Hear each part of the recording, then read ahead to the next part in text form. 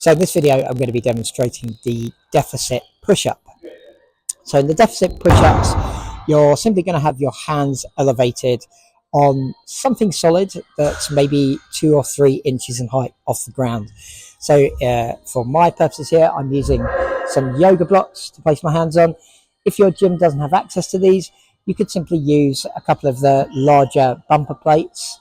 Most gyms will have those these days nearby their squatting racks. So you could use a couple of bumper plates, that's absolutely fine. And you could even stack some thinner plates on top of each other if need be. So I'm going to get into position now and explain the setup and then explain the sort of technique and execution, that sort of thing. So here we go.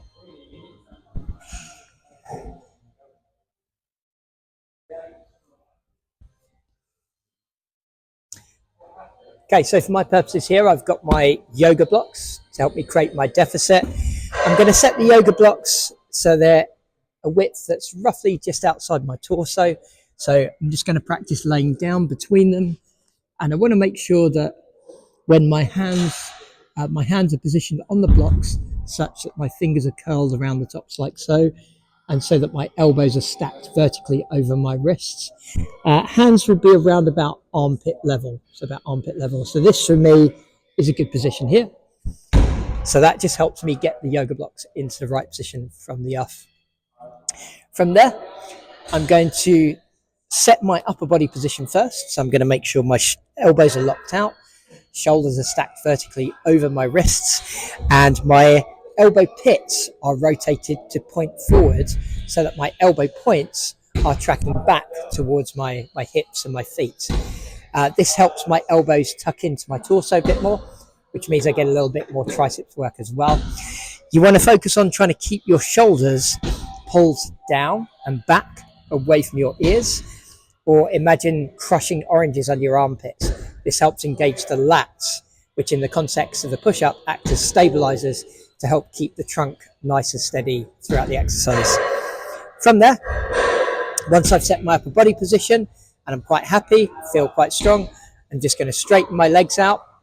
You can have either feet together for a little bit more of a balance challenge, or you can move them to say hip to a shoulder width apart.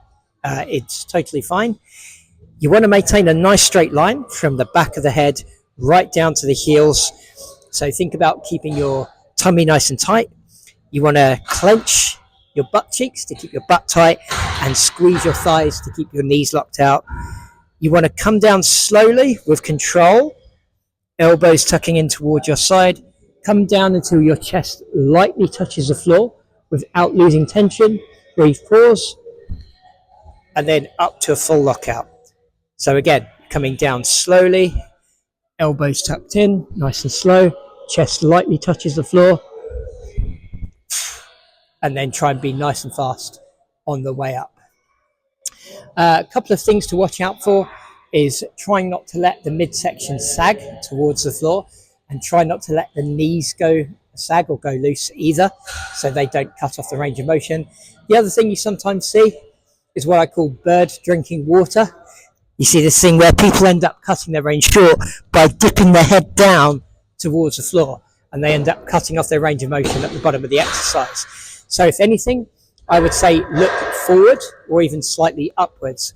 If it helps, you could place an object in front of you to keep your eyes on, such that it just helps you keep more of a forward head position, and that's going to help you get a full range of motion all the way down and then back up to the top of the exercise.